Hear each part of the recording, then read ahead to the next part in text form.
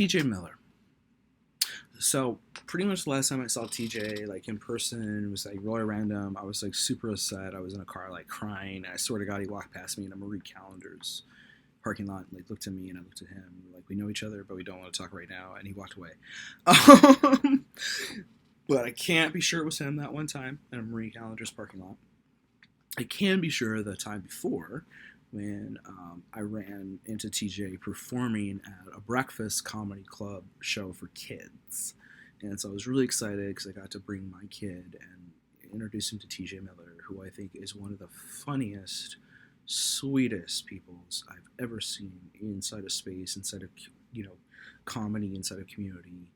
And, I've been one of those things where it's been hard for me over the last 10, 20 years to see people I came up with in different spaces who are not being perceived in the media the way I perceive them, right? And am I so weird? Am I really seeing things differently? And I am that weird. I am seeing things that differently. Like, not being able to forget stuff, like, ever, for anything, for any reason.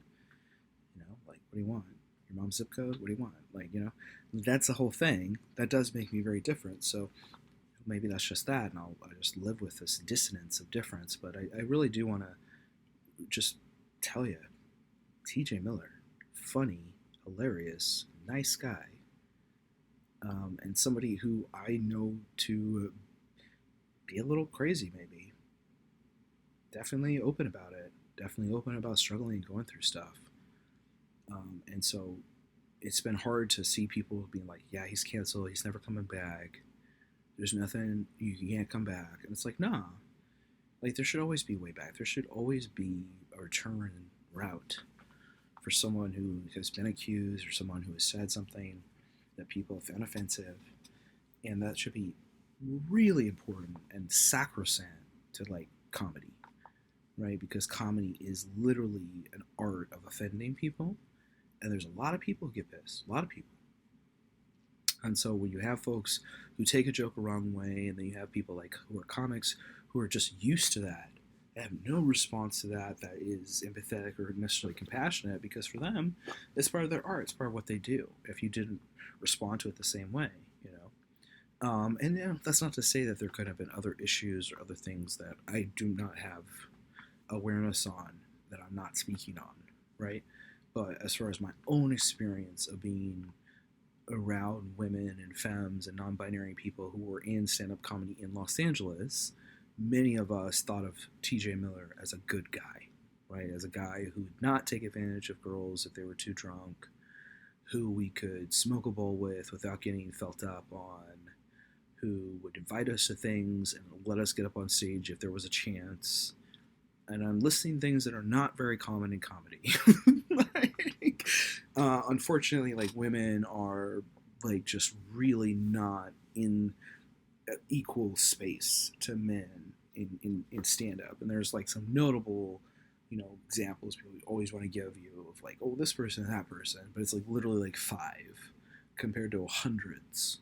And then that's very specific for each city, too, where if you go to New York, if you go to Chicago, like, breaking in as a woman comic in each of those cities means defeating or something a whole bunch of female comics who are competing with you for the same 3 slots, because otherwise women are not on the bill, right? So it's definitely a place where I really, love the fact that I got to meet somebody like TJ who thought about that and was pretty feminist in how he did shows or engaged in shows. It was definitely not like, let me get on a bill with a whole bunch of white guys as a white guy. And I appreciated that, and I appreciated how often I saw him coming out and doing, like, little shows, with people who weren't famous, who were just comics, who were really doing comedy for comedy's sake, who want to make a joke, who are literally trying to make people laugh. And that was a part of who I knew him to be within, our comedy circle. So when I did stand up, kind of as a kind of outgrowth of doing spoken word, where there weren't and there aren't a lot of places to perform spoken word.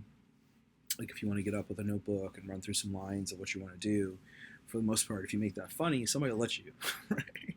But and that was definitely what I was trying to do, is trying to perform and be more comfortable in space. And it really did help me in politics later that like I had done stand up and been at IO or done bringer shows or just been places that had to compete and to be as funny as I had could be. I didn't really enjoy, especially as a person who can't forget stuff. I don't like telling the same joke over and over again, seeing the same people. Like it's like it's hard to say. It's like repetitive. It's boring. It's deadening to the love of what I do, what I want to do, and so it's not of interest to me to do a standard set and then go to another city and do that again. Like that would be like, whoa, what the heck? And so once I kind of understood that my approach to life as a whole was kind of counter to the art form and how it's done, it was kind of like, it's a little boring. Let me see what I can do to take these type of tools and these type of things. And, it still gets me into trouble because I have a tendency to blurt out the funniest thing I can because I just really like saying stuff that's funny. And people will be like, Faith, not now. And I'm like, yeah, you're right.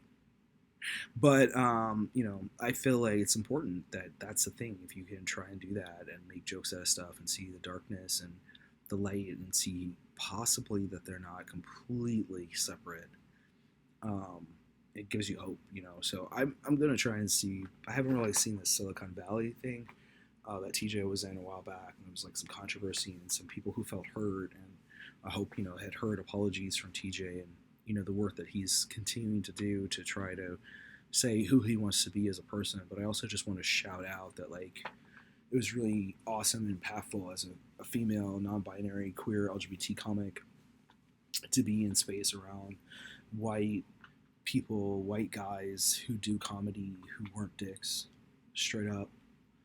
And I would say anything you ever see this guy, anything he's ever in, just go see it, go watch it. You're gonna just love it, enjoy it. He's that funny, and I want to see more of him. So hopefully that'll be what I see.